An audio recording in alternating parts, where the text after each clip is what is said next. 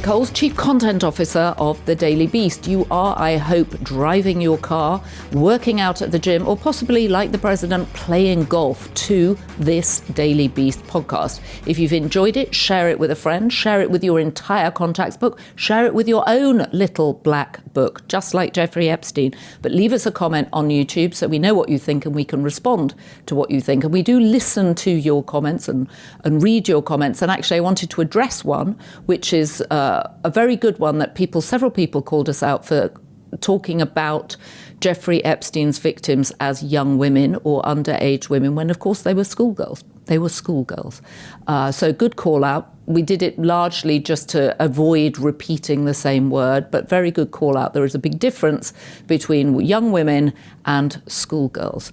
And of course, an extraordinary week. I know I overused the word extraordinary, and how can one not in the era of Donald Trump, as new norms are broken every single day. But this week we see the number 2 in the Justice Department, Todd Blanche, Donald Trump's former personal lawyer, hot-footing it down to the Tallahassee court where he talked to Ghislain Maxwell, sentenced for 20 years for sex trafficking, young girls, to talk to her about what she knows, as this story will not leave the president alone. His relationship, of course, with Jeffrey Epstein. Who better to get into it with, of course, than Michael Wolff, the author of 4 books on Donald Trump, and importantly, also 2 books on Rupert Murdoch, because this week Rupert Murdoch is a player because his newspaper, The Wall Street Journal, has been breaking story after story in this remarkable scandal. So, no more time to waste. Michael, let's get into it.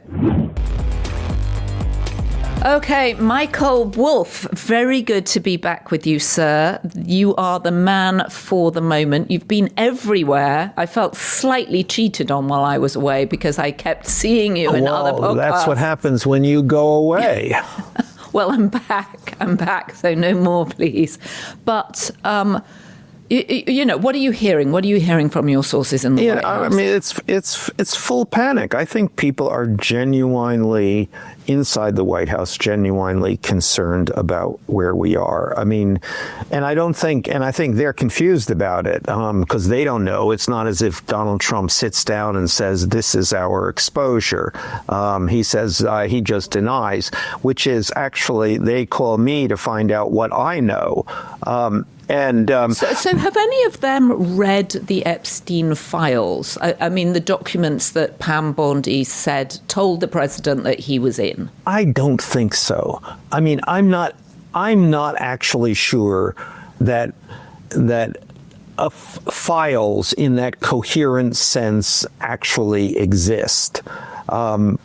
And I think there are probably, if you defined what this is, it's pretty disparate. It's it's intelligence. It's Epstein intelligence, and he crops up all the time in it because, as you keep pointing out, he was an incredibly close friend of Jeffrey Epstein's for many, many years. Yeah, and I think this idea of the Epstein files is almost it may be kind of metaphoric. There are things that the government knows about Jeffrey Epstein. Is it gathered in one place? Is it accessible? Is it? I mean, for one of the things one of the things that would be particularly revelatory are the emails. Is that included? Well, we don't know.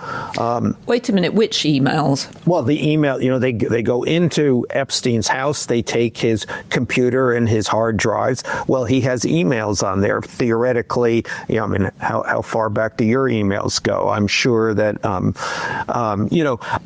all Donald this. Trump famously doesn't email, so he wouldn't be expected to have emails from the president on there. No, but he's going to have emails from Steve Bannon on there, for instance, and many others. And he's going to be on, Epstein is going to be on the emails talking to other people. And Epstein spent a lot of time talking to people around Donald Trump.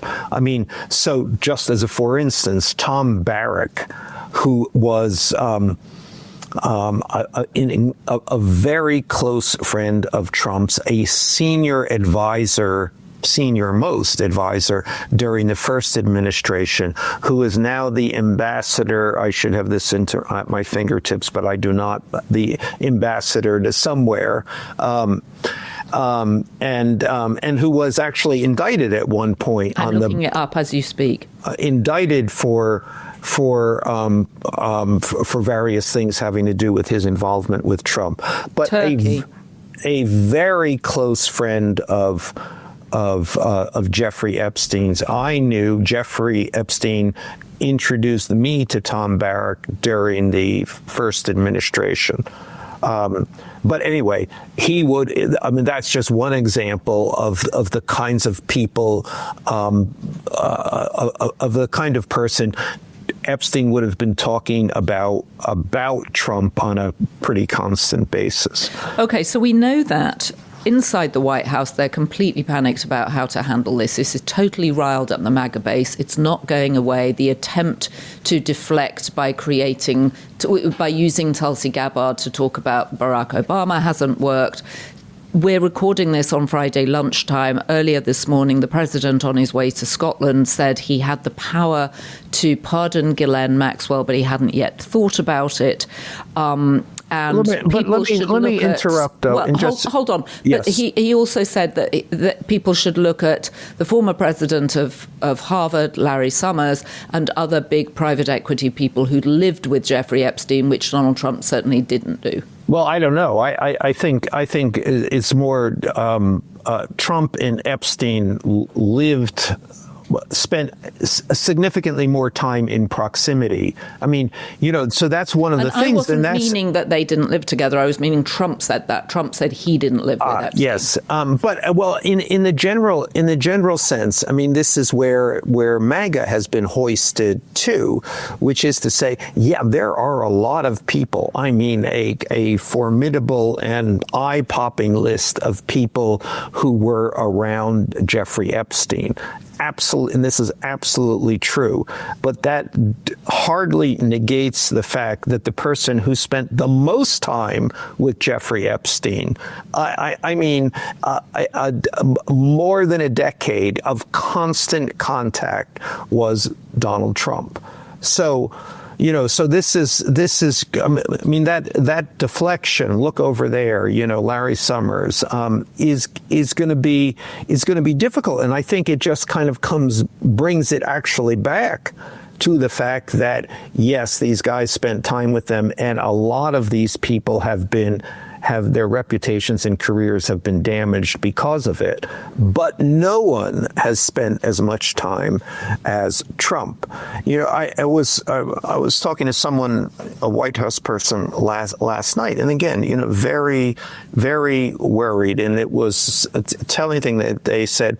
This person said, there's always been a kind of, fear of, Trump's, what he called Trump's bad boy years.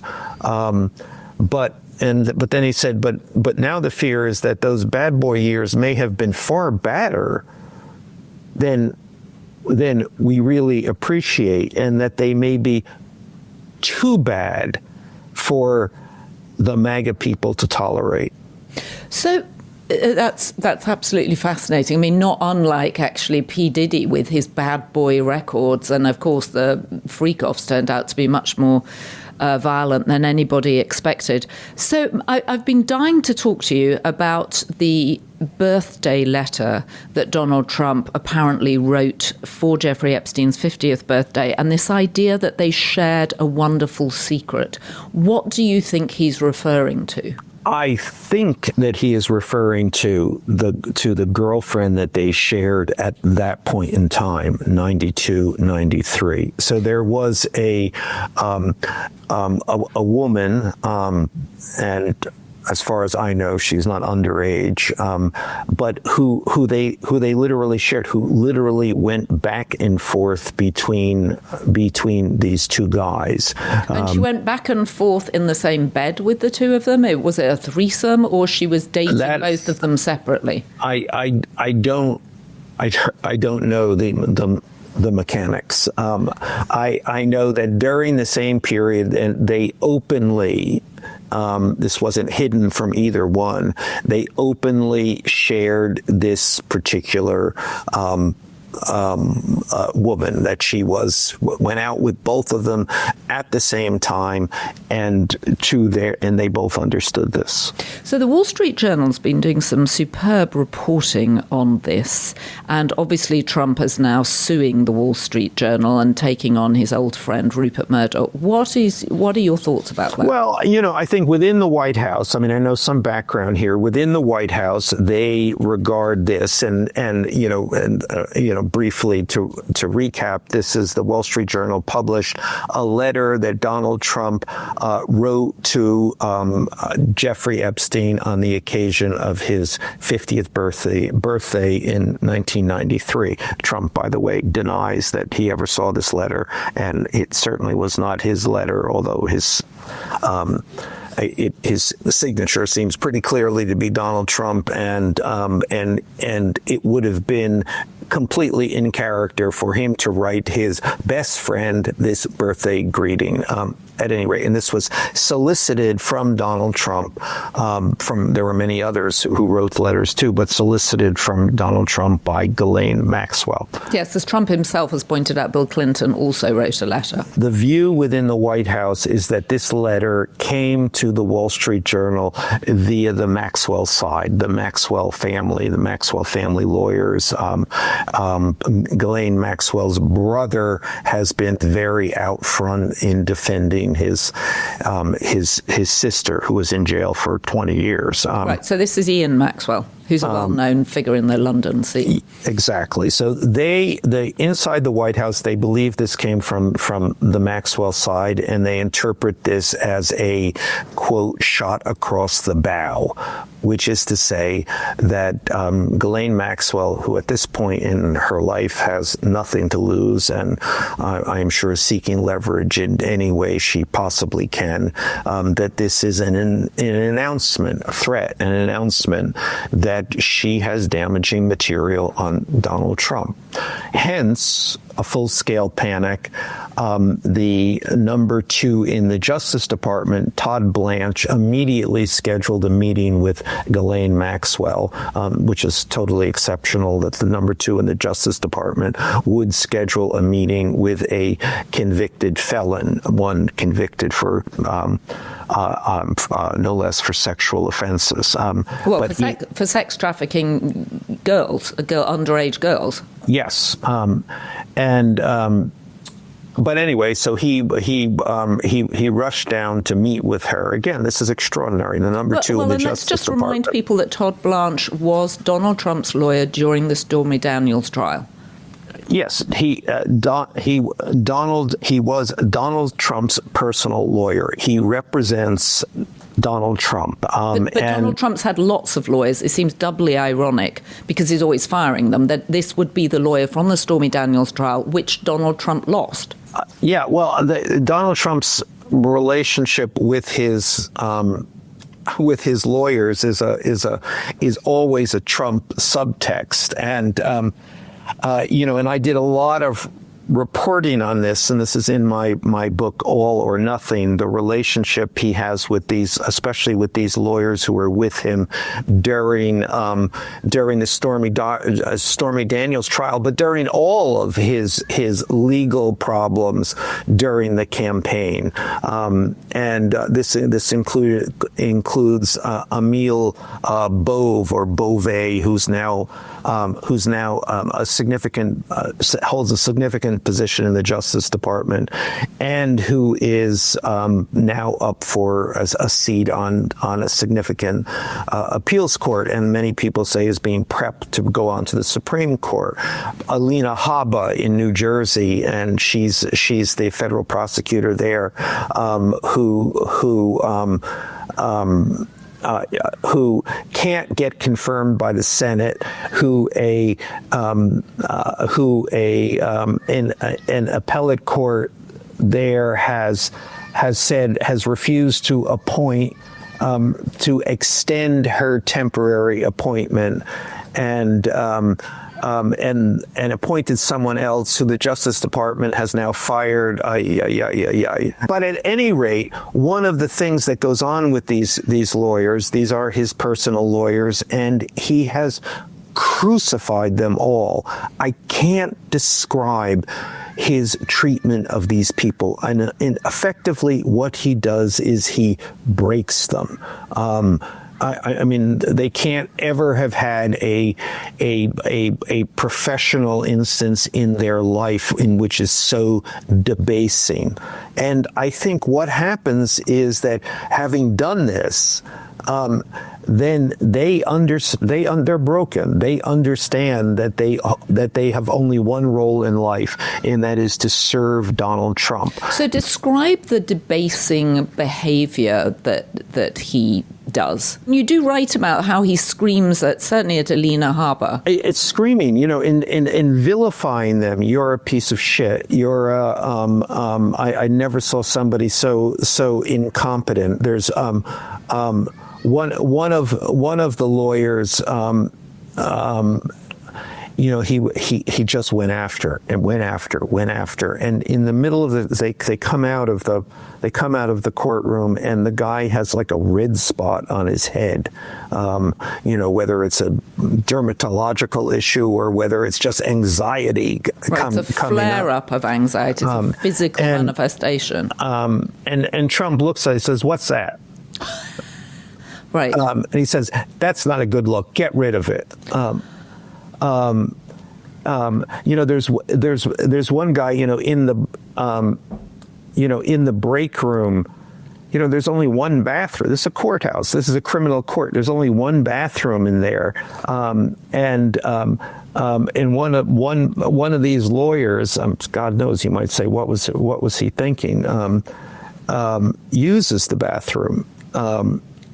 He's banished. Get him out of here. He's used my bathroom. Get him out of here.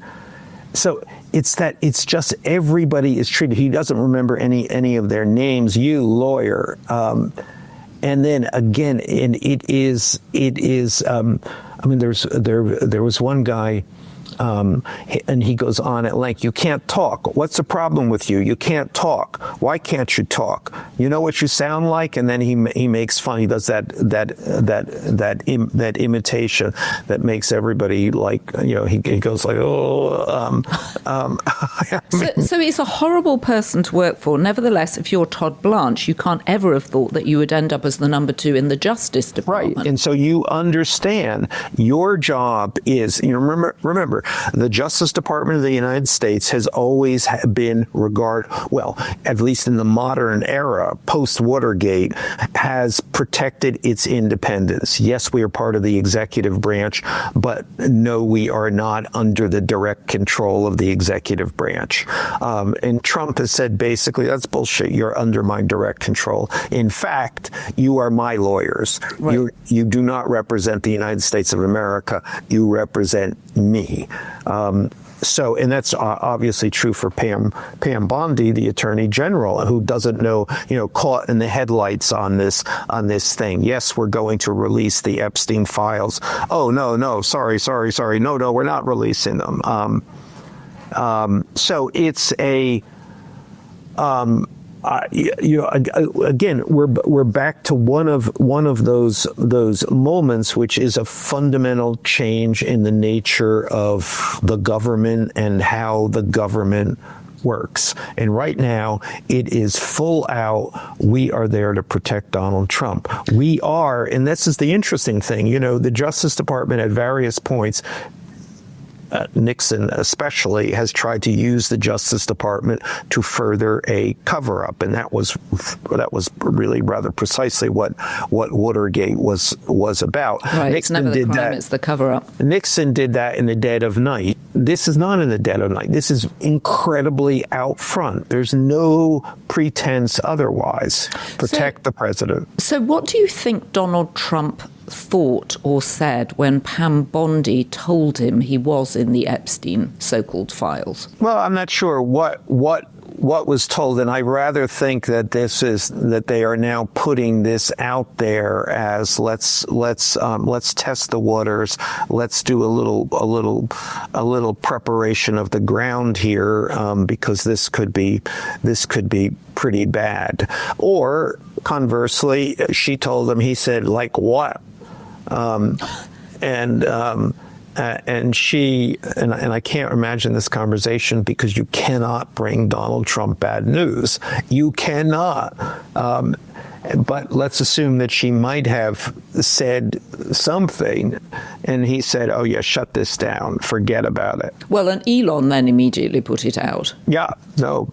Precisely. So I mean, I don't see how you can shut this down. This is out there, and that's what he's dealing with right now. This is the thing, and let's remember, this has always been on the, a storm on the horizon. Steve Bannon meets Jeffrey Epstein for the first time, and the first thing he says is, you were the only person I was afraid of during the campaign, the 2016 campaign. Right. I go to Mar-a-Lago to interview Trump, and I tell aides that one of the topics I'd like to discuss is Epstein. They said, if you bring that up, the interview will end there and then. Wow. So Todd Blanche flees down to Tallahassee to the courtroom to talk to Ghislain Maxwell. Do we have any sense of what he said? We know the questioning went on. He's back at it again today.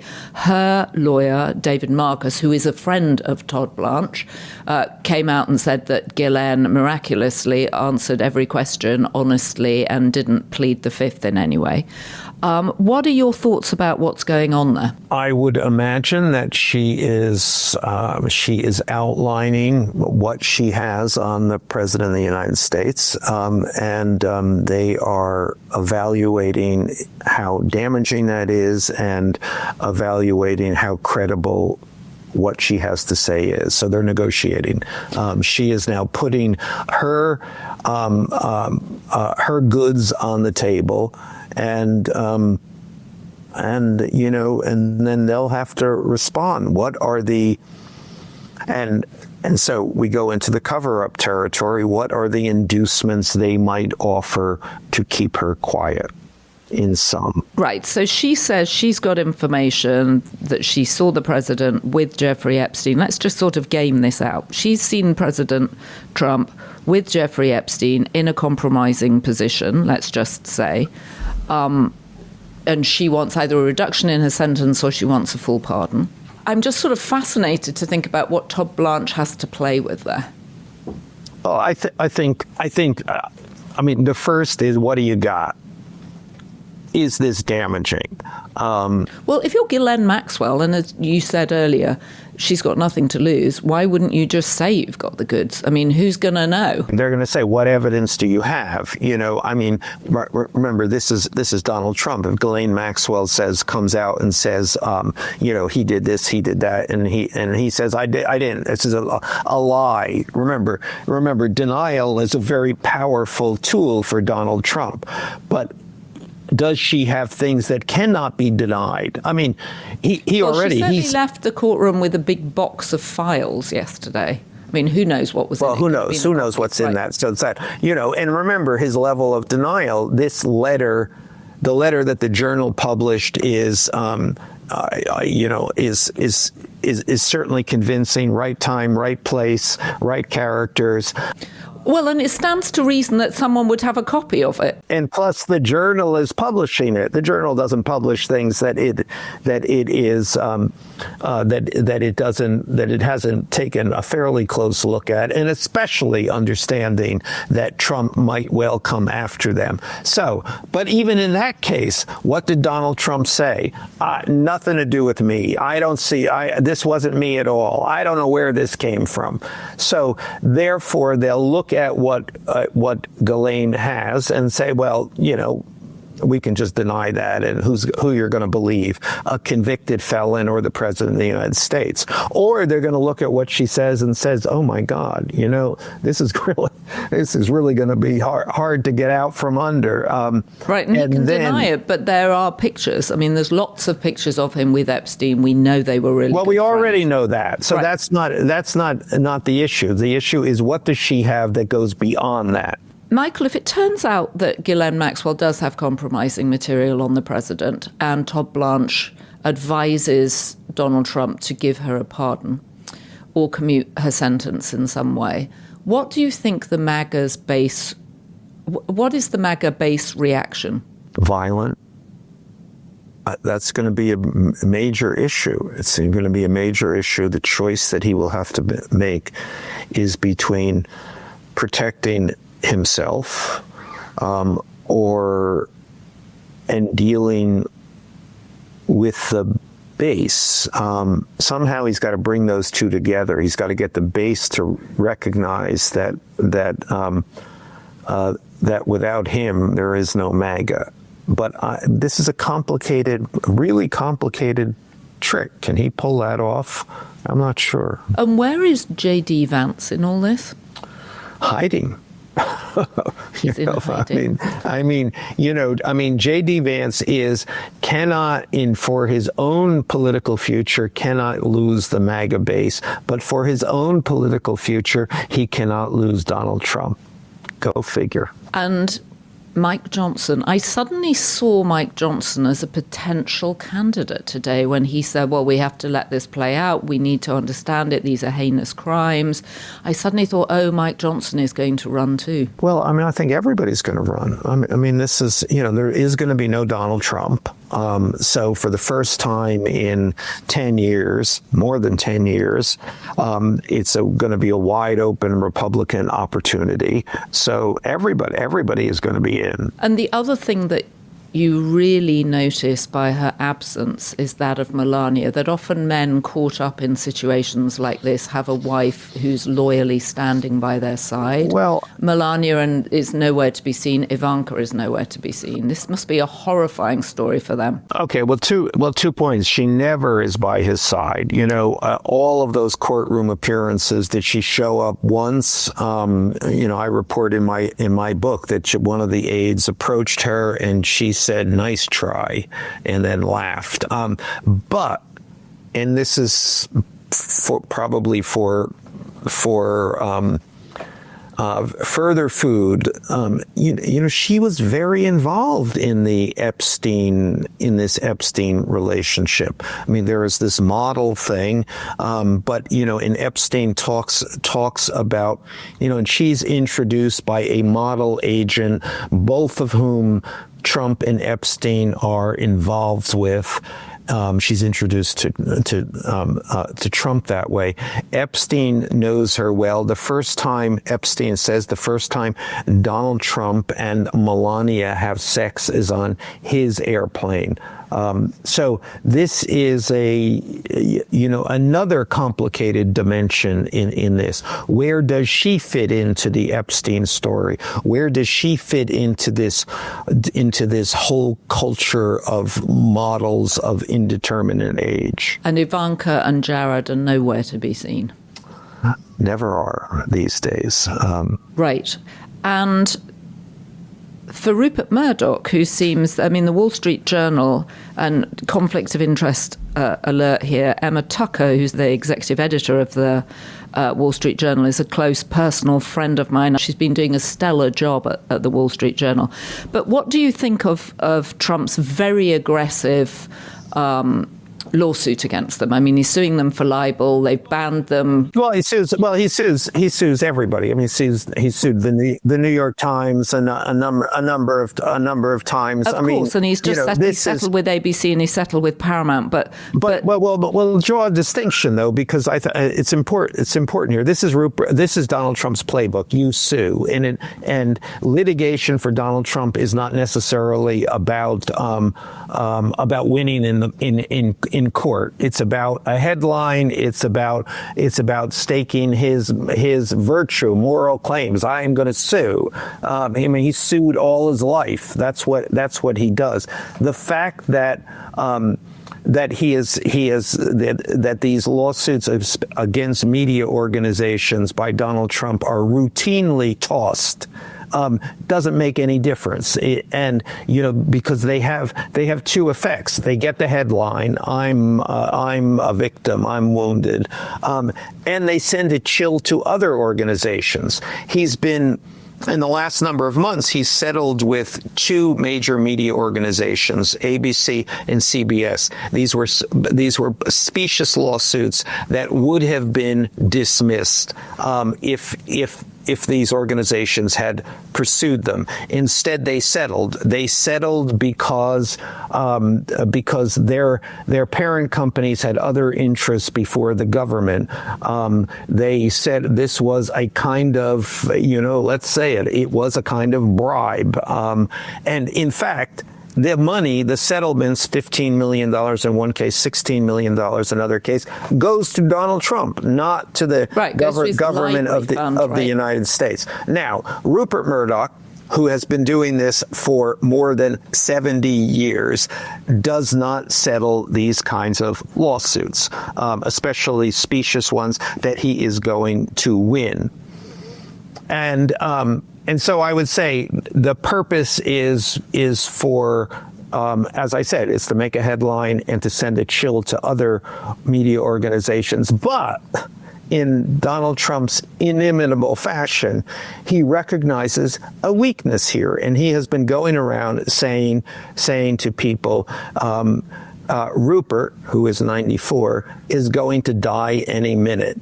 And his son is a weakling. His son is Lachlan Murdoch, who will take over the organization upon his father's death, and is, in any interpretation, a weakling. Would Lachlan Murdoch settle with Donald Trump? Yeah, probably immediately. So this is a bet by Donald Trump that Rupert Murdoch will die before any kind of discovery would take place. Well, it doesn't matter. It's win-win for him anyway. He gets the headline, gets to send the chill, even if Rupert Murdoch, many people have anticipated Rupert Murdoch's death for many years. And yet he goes on, and he may well go on long enough for this suit to be dismissed, which would happen in the next number of months, probably.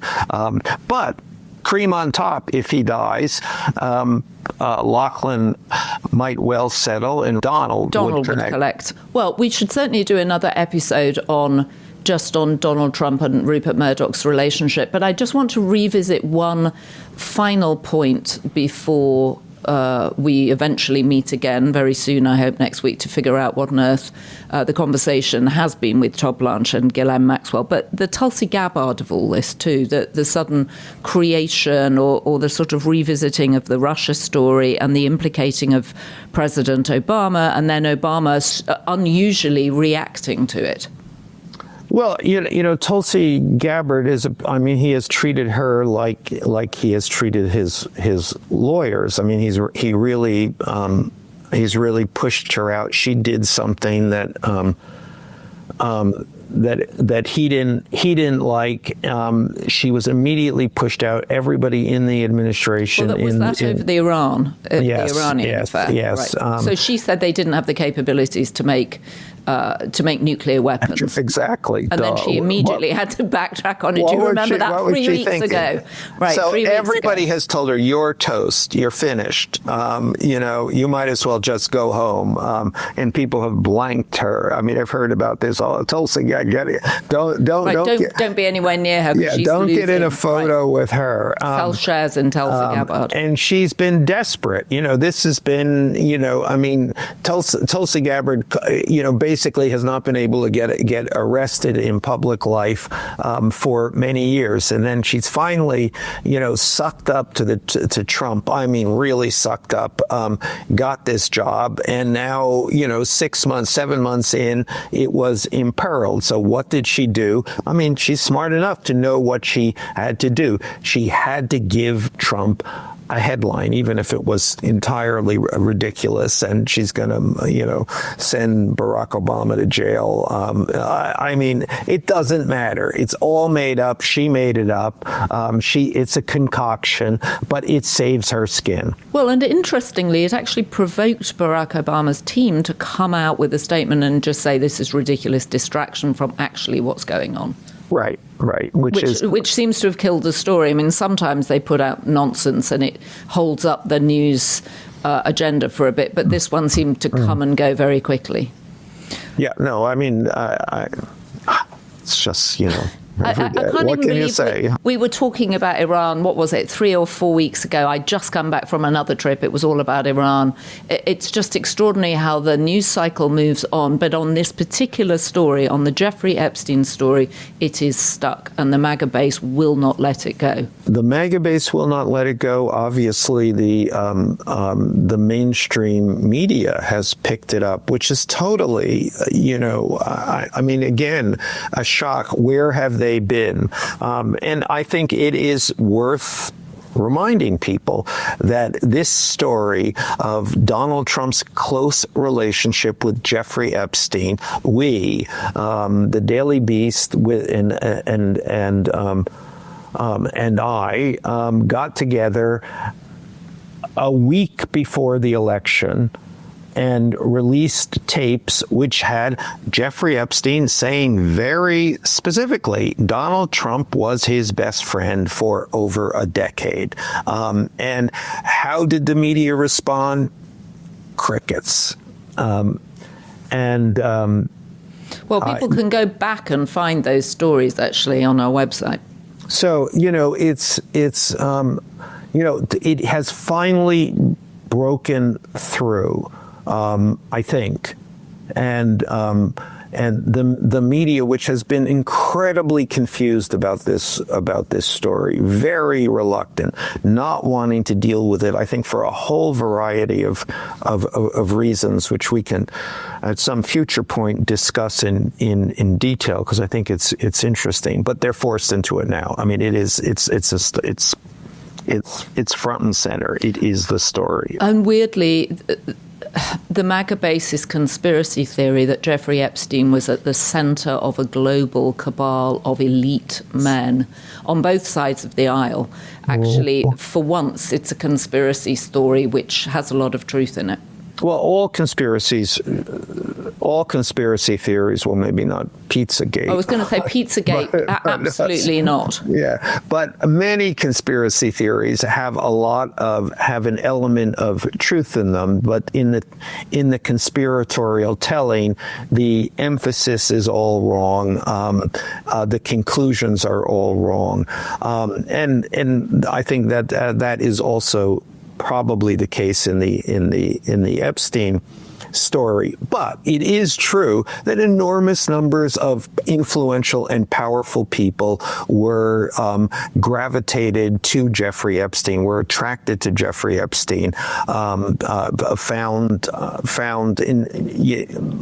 his presence really compelling. But again, it is important to remember, which the MAGA people somehow overlooked, that the person who found him most compelling for the longest period of time, who was his true friend, not just a visitor, was Donald J. Trump, with whom he shared a wonderful secret. So, Michael, the minute you find out what Ghislain Maxwell and Todd Blanche's conversation is about, please come back and enlighten us.